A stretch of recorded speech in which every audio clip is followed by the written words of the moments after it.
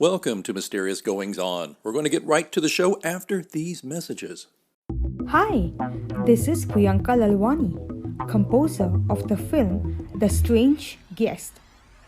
And you are listening to me on the podcast Mysterious Goings On with the awesome host Alexander Greenwood. This podcast features writers and highlights their creativity, writing, and mystery. Check it out at mgopod.com.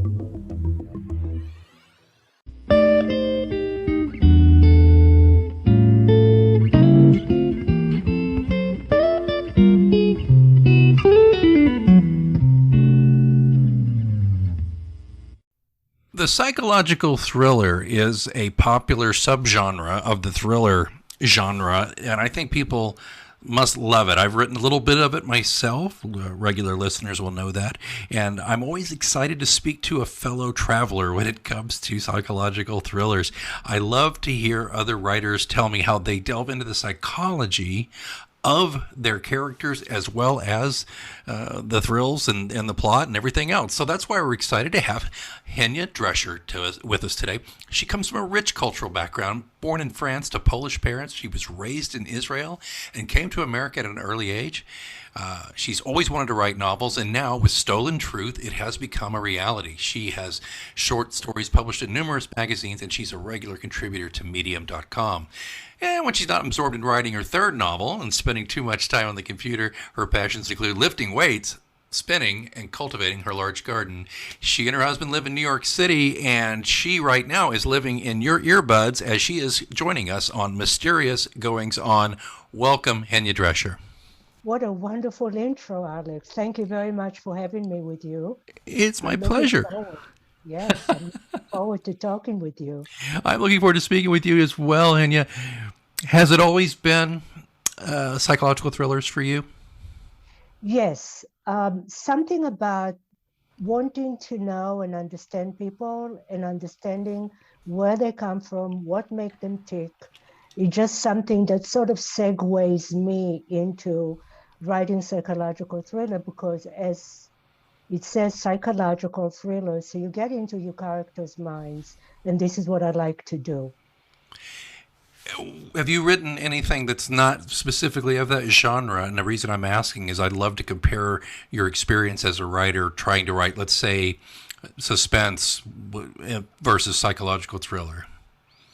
Okay, so my first novel, which is based a little bit on a true story and slightly, and the novel is not published yet. I'll have to go and revisit it.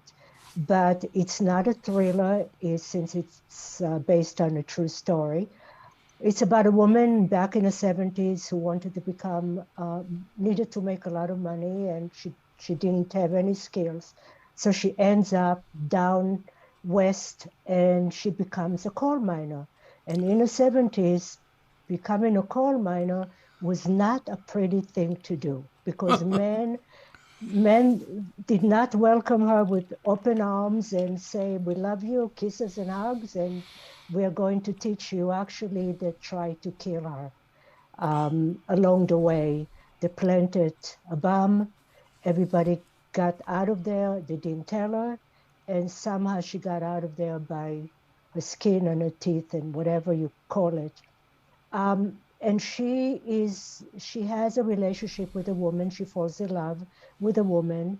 And you see the trial and tribulation between the two women and what they have to go through. Not only that they are in a culture that does not accept women in a man's world, now that they find out that she's also a lesbian, makes things even more difficult for them. So I wouldn't call it a psychological thriller. I started to get into writing psychological thrillers with my second novel. And my second novel, and you will deduce very quickly that I like to write about strong women. This one is a truck driver.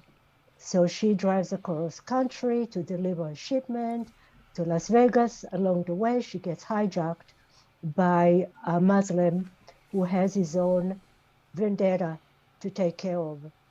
And you see the two of them sitting in a cabin for days and hours at a time. And what happens while they're doing that, even though he's a menace and she's a little bit afraid of him, that she gets to know him, and I get into his head, and I get into why he's doing what he's doing, what his background is, what happened to his family back home, with a stray bomb from an American plane, uh, leveling his house, and he's the only thing left, the only person left alive. So that's when I decided, yeah, I like that. I like to get into people's mind. And given my background, I am a daughter of a survivor, a Holocaust survivor. So, yeah. So, living and being raised in a dysfunctional settings, I became very aware of my surroundings. I became aware of body language. I became aware of anything that I shouldn't say or shouldn't do because the repercussions would be lethal. And not that my parents were bad people, just that the circumstances were so horrible. My father was in Auschwitz, and he somehow survived, but he was not a full rounded person. He was a good man, but he just didn't know how to go about life. So being a watchful child and learning how to navigate my way around them, that's when I grew up to watch everybody else. And so why not put it down on paper? And that's exactly what I did. And I have a lot of fun with doing that. So this is another segue about the novel that, I'm going to discuss with you today, that actually I'm working on my fourth novel now, and of course it is a psychological thriller. But so this novel, Stolen Truth, is my only published novel.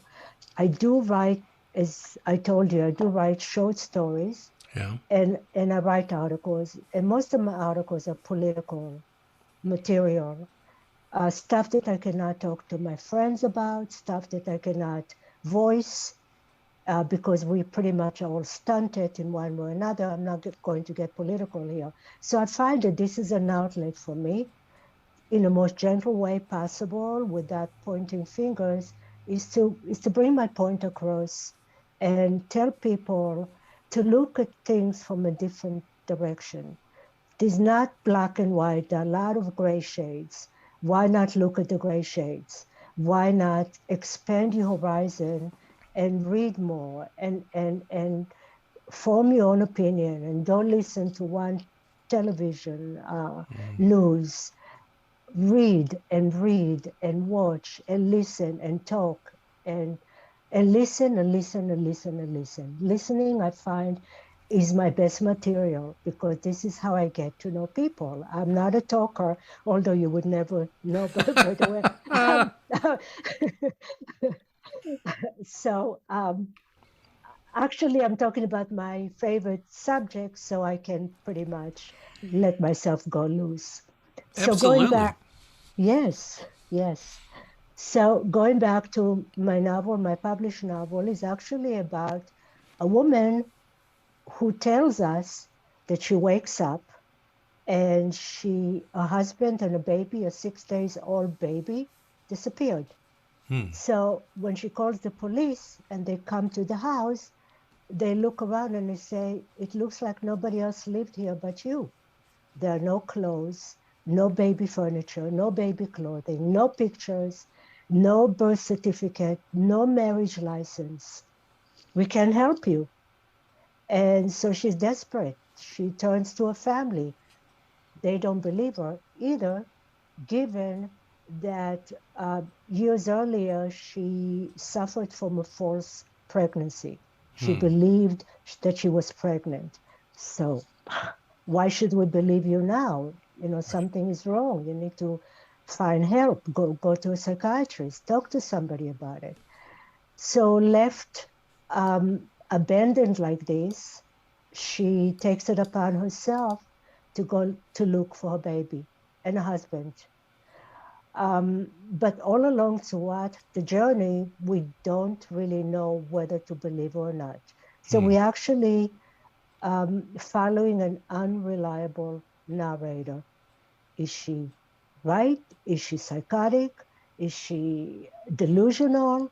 What is going on with her? Not until the end.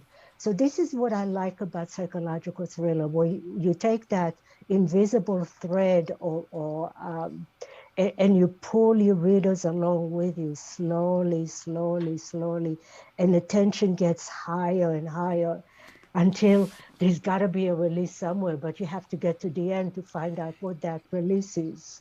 So basically, this is what I like about it. And so, um, and and also the way I write my novels is not cut and dry. It's lyrical.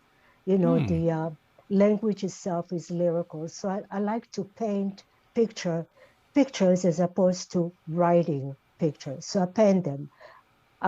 So I don't know if I told you, we actually live in New York, but since COVID, we have a house up in the mountains. It's very secluded. Oh, It's in nice. a, it's in the Berkshires, it's in the mountains. So what I wanted to do is, when I wrote this book, so this is an idyllic place. It's quiet. You hear the birds chirping in the morning. This is what you wake up to, not an alarm clock. They start at 3 or 4 o'clock in the morning, and up you are. Um, what you're hearing is the trees wishing back and forth, the wind, between the leaves, the green, the trees, the quiet, the peace. So what I wanted to do is I wanted to take that characters and place her in the middle of this peaceful place and create chaos. Nice. Yes. Interesting. I think it's interesting to find somebody who is a chaotic character, and you're putting them in this idyllic, tranquil atmosphere. Does the character desperately need chaos, and that therefore creates it, or is it something else? No, she was thrown into it, and only because of her need to want to be married, her need to want to have a family, her need to create a nice life of her own. And she actually lived in an area where I'm living because I can see it, I can visualize it, Right. I can do that, and I can paint that picture. So she did not bring chaos into it. She found herself in the middle of chaos. Interesting. Interesting. Let me ask you a little bit about Stolen Truth, in particular, about the writing process for you. Does did it? How long did it take you to get it together where you were satisfied with it? Years. How Years. many years? Yes, years. I'm not a very fast writer. I'm a contemplator and I'm a perfectionist. Now, I have quite a few friends who are writers. They drum up one a year, one book a year. And I'm thinking, how is it possible to do that? Well, Yeah. first of all, they don't write in my genre. Right. Secondly, what I like to do is I like to paint myself into a corner and then get myself out of it. I like that. So how to do that, it takes a lot of thought and a lot of contemplation and a lot of maneuvering, and especially writing about stuff that I don't know. So research, and now the book that I'm writing now is even more complicated than Stolen Truth, which I can touch upon a little bit later. But so it takes me a long time. This book took me about 4 years to write. So 1 year to do the research. And that means that I found myself in a pretty dangerous area. While I was investigating some of the material that I needed to put in a book, I actually went to a compound to research. Oh. And I found myself being chased by a truck with guns down a hill. Oh my And, gosh. and so that took me time to try. And I'm not going to tell you what it is because that sort of tells you a little bit about the end. So Aha. this, so this is all I'm going to tell you about that, but just gives you an idea of research when you take it very seriously. Like with my first book, I actually went to a coal mine and I went into a coal mine to see what it feels like in there. So I need to feel it and experience it. And I'm not that unique about that. I know quite a few friends who are writers who need to learn about things. That's what they do. But again, it depends what you're writing about. If you're writing a romance novel, okay, there might be a little research there, but when it comes to something that are pretty technical and things that you don't know about, it does take time to learn things like that. Yeah. Do you find the research as rewarding as putting the words down? I find the research more rewarding than putting the words down. And actually, writing, for me, writing is very painful because I write about painful stuff. Yeah. And I write about the angst and the pain and the emotionality that my characters go through. But what I like the best is editing. When I edit, and I put in the scenes and the sky and the rain that's out there right now, and I describe all of it. I can take the rain and take one page to describe just the rain, but what I do is I integrate it with the emotion and the feeling of my character at the moment. So actually, nature for me is a character. I like that. Yeah, I enjoy the editing process as well. I view it this way when I work on my books. And incidentally, before I complete that thought, I went through a period where I wrote one book after the other for about 3 years in a row, and that burned me out. I couldn't do it. It started taking me 2-3 years to get a book together. But my process is, I kind of feel like you're getting the lump of clay on the table first of all, which is just the first draft, and then the editing process is where you find the sculpture underneath. That's how I view it. Do you do you do you have a set schedule when you're writing? Do you get up at a certain time, or is it a little more left to chance, or what else? That is a wonderful question, actually. No, I don't have a schedule at all. I go by my feelings. I go by my moods. I can find myself saying, okay, I'm going to sit down and write today, but instead I go downstairs to the kitchen and I cook. But I can wash the floor and I can clean the house, but at the same time I'm thinking and I'm plotting in my head. I have my whole book in my head. I know some people are you a prankster? Do you put down what I'm you're I, going? no, I'm a pantser. I have a general idea, but I don't outline. I just can't because I tried it once and I don't stick to the outline anyway. So Exactly, exactly. I mean, I know some people are trying to, some writers that I have friends are trying to talk me into that. And they say that if you do that, then, your movement is going to be more rapid. To finish the novel would be faster. I cannot do that. I tried it and I find it's a waste of my time. yeah. So I think about it. I don't know if the same thing happens to you. I dream sentences and I'm thinking, you do? Do you do that? Yeah, I do, and it's the weirdest thing. I don't do it all the time, but it does happen, and I dream of whole scenes from the book. And you know what? It's funny, Hanya, for you asking me that because I've asked that question to numerous writers. I said, "Do you dream about your work?" And most of them say no, which is interesting.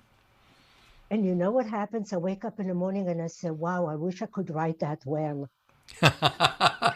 Yeah, My writing in my dreams are so beautiful. yeah, And yeah. and that's all I remember, that while I'm dreaming, I remember thinking to myself, wow, Henya, you're such a good writer. I wish that I would remember when I wake up so I can jot it down. I wish there was a way for me to attach something to my head and record it as I'm dreaming about it. So I'm not the only one. I'm not that unique. You do the Y- same thing. you know where it comes to me as well is I'm especially during the recent lockdown. I hike a lot and walk a lot, and I do nature. And it seems by just getting out there and doing something physical, but that's not too taxing, in the peace and quiet of nature, a stray sentence will fly at me, and I'll get out my phone and I'll use the phone notes app and I'll type it in. And then some days I'll look at it later and go, what the heck did, he bought gelato on Sesame Street mean? But it's what happens.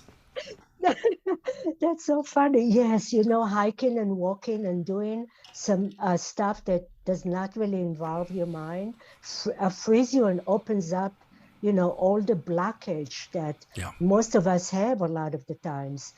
And the interesting thing that I was complaining to my husband this morning, I said, I really don't feel like writing today. And yesterday I didn't really write much. And his answer was, so relax, take it easy, don't force yourself. Yeah. Because if you force yourself, it's not going to come to you. So just take it easy. However, go ahead, I'm sorry. No, please. However, my situation is a little unique. I'm not doing it for the money. I'm doing it because I love reading and writing. Some people out there might want to do it for the money, and they feel the pressure of producing more and more. So maybe not having that pressure frees me to do it at my own pace and my own time. Do you feel pressure to write? No, I would have to have.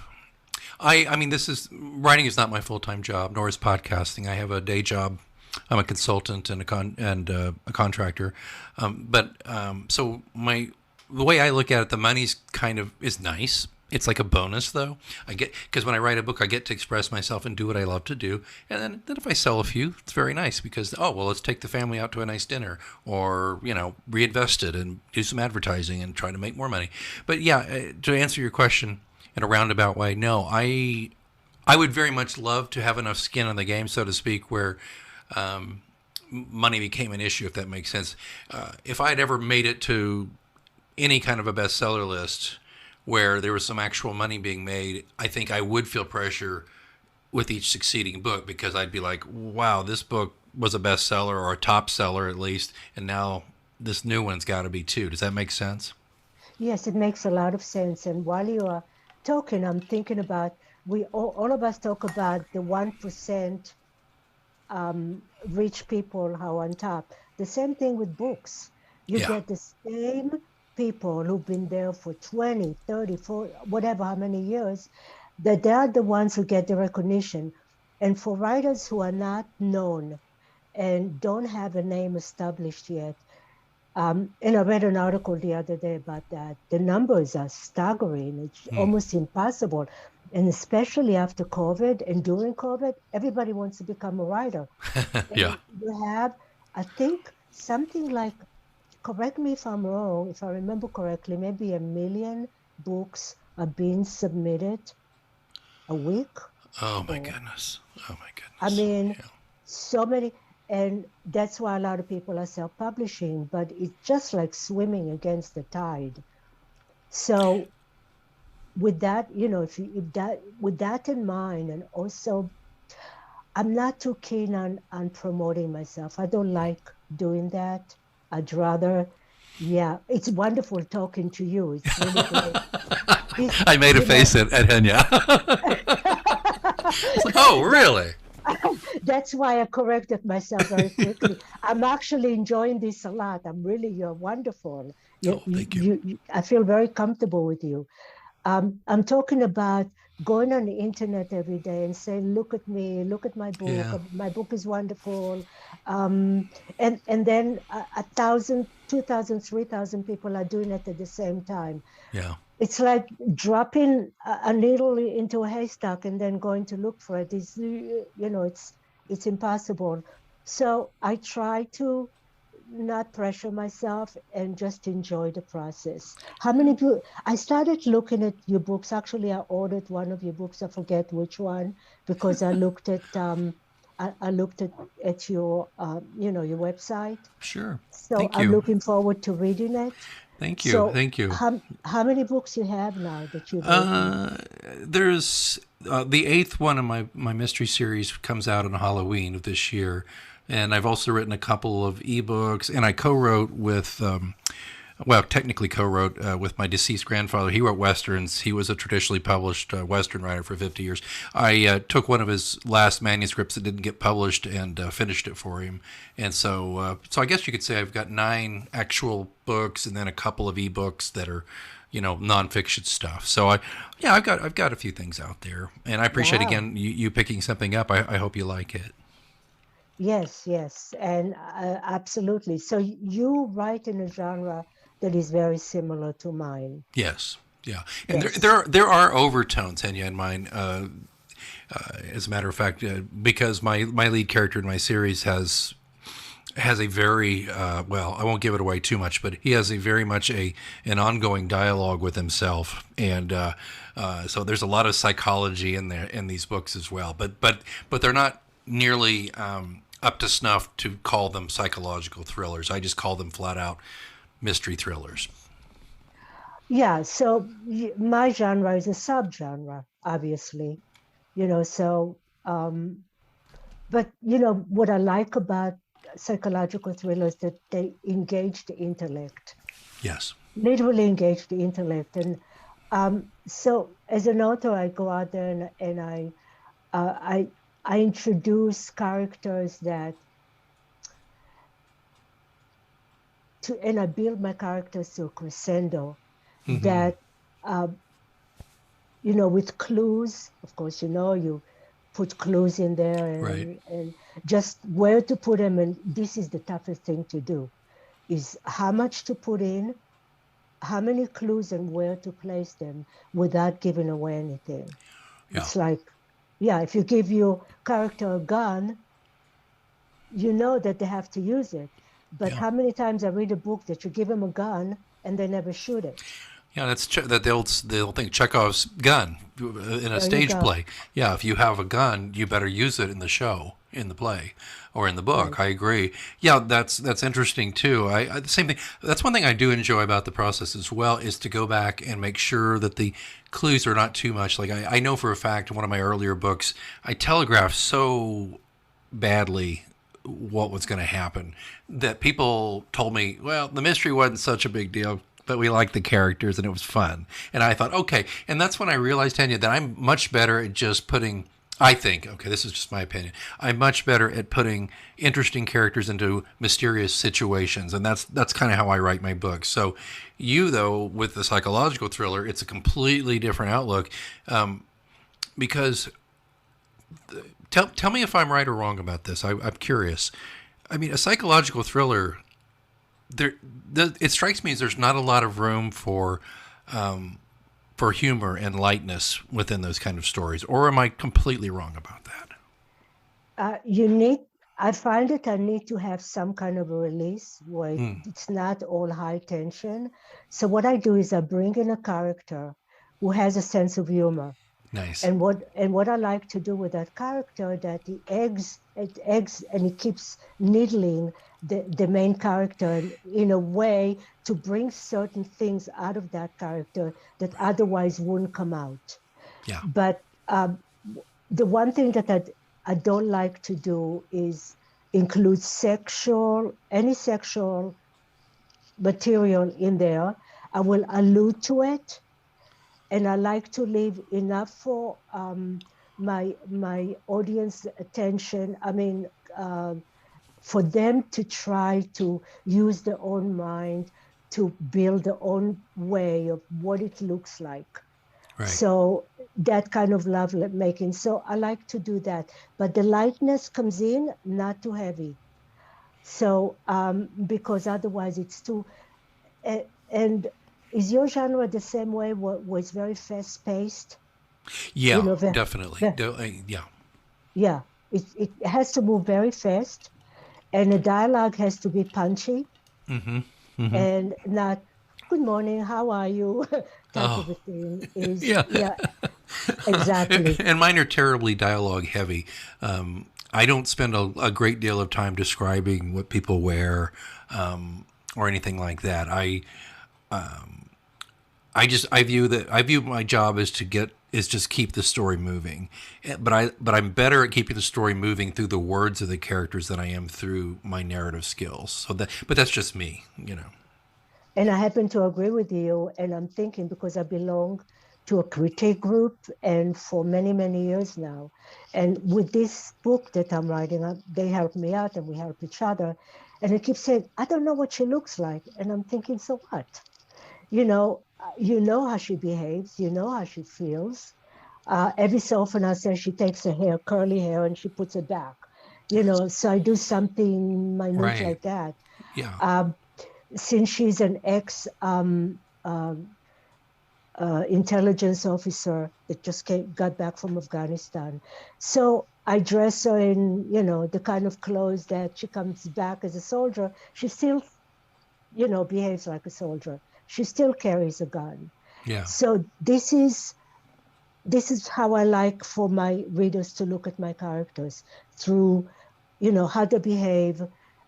Maybe they wear fatigue, pants. So that immediately shows you that she's tough. Right. Carries a gun, she's tough. But no, not stuff like that. Not what people wear. Yeah. No, I'm with you on that. One thing I've worked on too is to make sure that when he solves a mystery or survives a situation, that often it's not always it's either through his wits, or just it could even be by luck, because that's real. That's real. I mean, sometimes we just get out by the skin of our teeth just because we got lucky, and that happens to my guy a couple of times. But one thing I'm really cognizant of is that he's kind of an everyman, and he's very flawed in his own way. So I don't build a lot of gunplay with him. He's used a gun here and there, but he's more likely to pick up a gun and miss if he's going to shoot something or someone. I think that's more realistic and more fun. I've never been interested in writing like a real superhero type lead character, if that makes sense. I'm not saying that about yours, by the way. I just I mean, hear you. yeah, I want to write. I think to a degree I probably write a guy who's similar to myself, to be honest. But no, he doesn't lack courage, but he does lack the skills that somebody might have from a different background. So, but I think that's interesting too. That I feel the same way about sexual content. I mean, there is some in my books, but I'm not wild about writing, every detail of the sex act into the story. I like what you said. I like to allude to it, and I think people use their imagination the same way they could use their imagination about how my characters look. I'll do this one thing, Henya, and then I'll stop talking for a second here. Sorry. You got me excited about this, so I'm here I go. But I do Alex, I enjoy listening to you. Oh, well, thank you. Well, hopefully the audience does. Okay, so I do assign at least one physical characteristic to every character. So, for example, one character, her name's Kate. She's got dirty blonde hair. And a nice caboose. She's got a nice rear end. Okay, those are the things that you know about her. You can fill in all the rest of the blanks, right? But my lead character, John Pilot, I really never describe anything. You get the feeling he's a Caucasian male who's approaching 40. That's about all you know about the guy. So anyway, I think that's fascinating and fun because every reader I speak to has a different version of what this guy must look like. Exactly. And there's so many other ways to show what a person looks like. For instance, two characters get together. She's looking up at him, or he's looking down at her. So or even with two women, one is tall and one is short. There's so many other ways of doing it. Yeah. In a roundabout way. So readers are very smart. We don't have to feed them with a spoon. Readers like to be detectives. This is what's so interesting about our genres, is that we engage the reader, but we also bring them in and we invite them in and say, okay, come with us and try and solve it with us. Right. So they become an active reader as opposed to, okay, I'm going to go to sleep now. It's enough already. Yeah. What about okay? And I know we're getting close on time, but I've really enjoyed the conversation. I'd love to ask you just a quick question though about your short story writing. Is it short fiction you write, or is it just essays and things, or do you actually write some short fiction as well? I wrote quite a bit short fiction, and a couple of them from Israel, showing what happens when a bomb went off, short stories like 2 pages. But right now, what I enjoy, and I had quite a few, and I wrote about my family, which was published in a couple of magazines. But what I like to do now is when I say, wow, I don't really feel like delving into, and it's just too complicated now, and I need to get a break from it, is I write on medium.com. I'm sure you heard of Medium. So I do too. oh, you do too? Okay, we have to, I'll look for you. I'll find you. Yes, so you'll know exactly what I'm talking about. Now, what I like about medium.com is that it gives me a time off for my novel, and Yeah. it gives me instant gratification, which we don't get from writing a novel. This is instant gratification. So I don't feel depressed. I have a tendency to go in that direction every so Sure. often. So then I go into that and I put it on Medium, and I have a lot of people that follow me, and I follow a lot of other people, and I get that, interaction. So I feel so good. I say, okay, now I can go back to my book. Absolutely, I'm the same way, and I'm exactly the same way. And I'm looking forward to this book. Is my latest book is in the hands of my editor. I have a developmental editor who's looking at it now, and he'll turn it back to me in a couple of weeks, and I'll make the changes and polish it up, and then send it off to my copy editor. But in the meantime, I'm sitting here thinking, twiddling my thumbs, and feeling a little uncomfortable, like I need to write something. So I've written some stuff on Medium, and I'm also going to work on some short story stuff, just a kind of a palate cleanser, mental palate cleanser is I think what we're both talking about here. Well, Henya, I've really enjoyed speaking with you about Stolen Truth and about your process and about all your fascinating life and how you have managed, if I'm reading between the lines appropriately, how you've managed to take a traumatic childhood to a large degree, and you've developed some ways to navigate life, obviously, as people who suffer childhood and trauma do, but also you've managed to make it a very sharp tool in your writer's toolbox. Thank you, Alex. I've really enjoyed talking to you.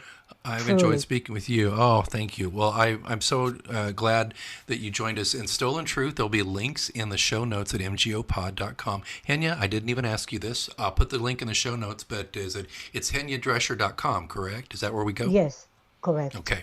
We will go there, and I will put her other links for you at mgopod.com in the show notes. And again, the book is Stolen Truth, and the writer is Henya Drescher, and she is also the recipient of a Please Come Back with Your Next Novel invitation. Thank you very much, Alex. It was such a pleasure speaking with you.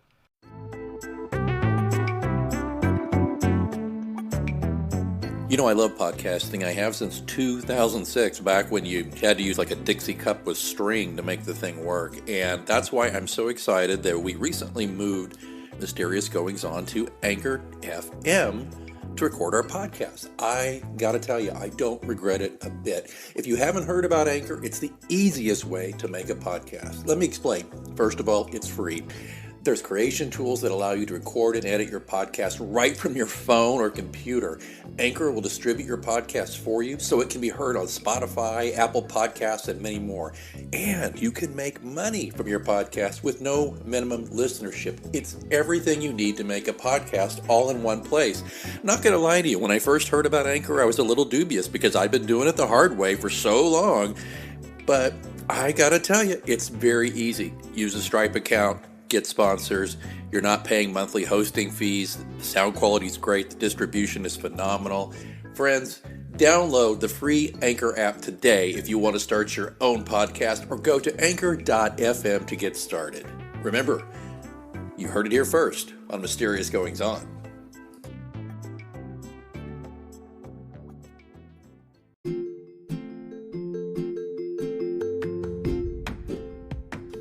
Okay, who has a podcast, then writes an ebook about podcasting and doesn't do an audiobook version of it?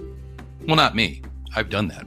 In fact, I'm very excited to tell you, dear listeners, that the podcast option, my recent top-selling ebook on podcasting, my journey through 15 years as a podcaster, broadcaster, host, guest, and observer, is now an Audible audiobook. It's really, really, really exciting for me to be able to present this to you through Audible, which is available on Amazon.com, where the ebook link is as well. And in this fast listen, my experience comes to you through stories, practical tips, and advice from my hundreds of hours as a guest, producer, podcast host, and more. And the podcast option, if I say so myself, is mandatory listening for those new to podcasting, and it should be a welcome addition to veteran podcasters' library. So check out the podcast option read by yours truly, Alex Greenwood, or as they say there, the J. Alexander Greenwood, because that's my pen name, and that's a long story, which if you dig through my podcast, eventually you'll find out what that means. But the point being today, the podcast option is available now as an Audible audiobook. I've got a link in the show notes to make it easy for you. Please do me a favor, go get that audiobook. Or if audiobooks aren't your bag, there's also a link for you to get it as an ebook. Again, the podcast option. I certainly hope you will choose it.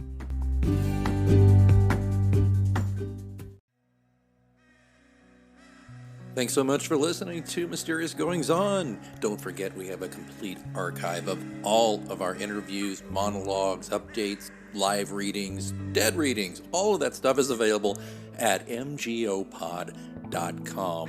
And of course, don't forget to subscribe to us so you never miss an episode. We're on Apple Podcasts, Spotify, all the usual suspects. Please join us there. Again, don't forget, mgopod.com also has links where to find me on social media and how to get in touch in case you want to be a guest here on the show. Well, I think it's time that I move on for this week, but until next time, keep reading.